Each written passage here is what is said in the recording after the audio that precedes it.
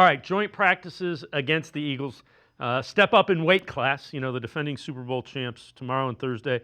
What are you paying attention to in those two joint practices? Yeah, I think the first thing is just how do they measure up? Carolina, I think, is going to be an improved team, but they're not the defending Super Bowl champions. Like in terms of trying to get a sense of what the Browns really are going to be this year, this is sort of their best indication before we get to the regular season.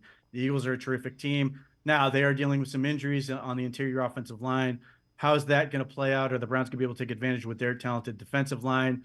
But the Eagles have extremely talented receivers.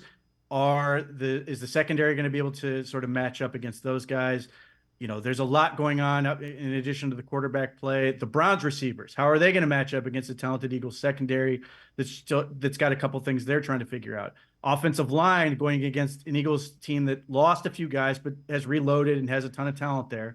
Are they going to be able to run the ball? Those are all super important elements to this team.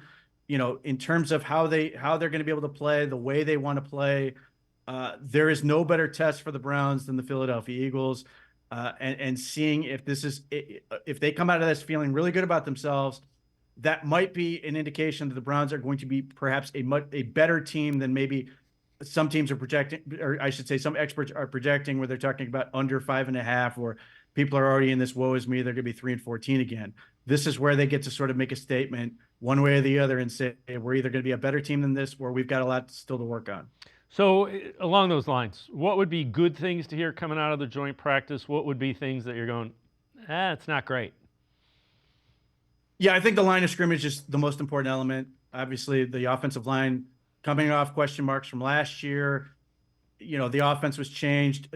Are we going to find out, oh, it was just, changing back to the offense that they've been comfortable with has been the trick, that's going to fix everything? Or are we going to sit here coming out of this going, they're really showing their age and we're not sure what they're going to be able to give us this year?